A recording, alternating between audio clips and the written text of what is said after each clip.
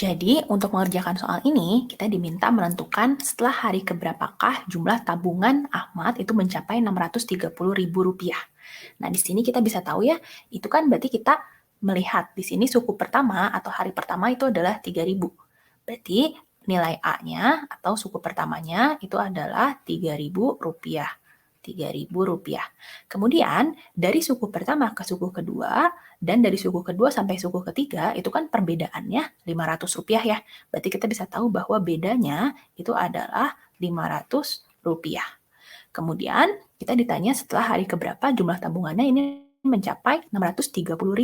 Ini adalah jumlah tabungan. Berarti ini adalah nilai si SN-nya. Jadi nilai jumlah-jumlah dari si deret aritmetikanya ini, karena dia mempunyai beda yang sama ya, setiap sukunya.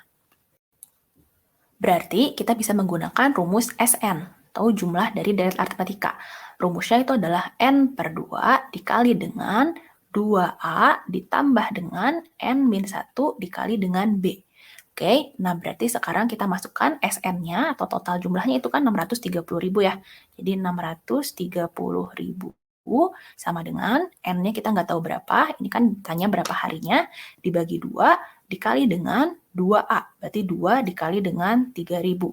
Kemudian ditambah dengan N-1 dikali B-nya itu adalah 500. Nah, sekarang agar lebih mudah, ini 2-nya kita pindahkan ya ke ruas kiri. Karena tadinya dia pembagian, jadi perkalian. Jadi 630.000 dikali 2, itu hasilnya adalah 1.260.000. Nah, ini sama dengan si N-nya ini dikali dengan 2 dikali 3.000 itu adalah 6.000 ditambah dengan, nah ini kita capit kepiting ya. Jadi 500N dikurang dengan 500. Berarti ini jadinya 1.260.000 sama dengan N dikali dengan 6.000 dikurangi 500 itu menjadi 5.500 ditambah dengan 500N. Nah, sekarang N-nya kita capit kepiting, masukkan ke dalam.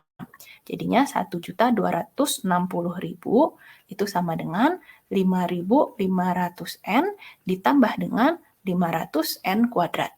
Nah, agar lebih mudah, ini kita bagi semuanya dengan 500 ya, karena ini merupakan kelipatan dari 500 semua. Berarti ini hasilnya 1.260 dibagi 500, itu hasilnya adalah 2.520. Sama dengan 5.500N dibagi dengan 500, itu hasilnya adalah 11N. Ditambah dengan 500N kuadrat dibagi 500, itu adalah N kuadrat saja ya, 1. Nah, ini jadinya kan persamaan kuadrat. Berarti kita harus menjadikan ini sama dengan 0. Berarti si 2.520-nya saya pindahkan ke ruas kanan. Ingat kalau dia pindah ruas, berarti dia jadi berubah tanda ya.